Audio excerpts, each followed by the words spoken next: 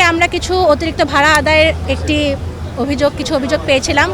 সেই জন্য আমরা ম্যাজিস্ট্রেটের সহায়তায় এবং অন্যান্য আইনশৃঙ্খলা বাহিনীকে নিয়ে তার বিরুদ্ধে অ্যাকশন নিয়েছি। আর আশা করছি যে এরকম আর আগামী যে আর 2 দিন বাকি আছে এর মধ্যে আমরা এরকম কোনো অভিযোগ আর পাবো না। আমাদের 24 ঘন্টার পেট্রোলই এখানে থাকছে, যে কোনো ধরনের অভিযোগের ক্ষেত্রে তারা এসে ডিরেক্ট আমাদের সাথে কথা বলতে পারছেন।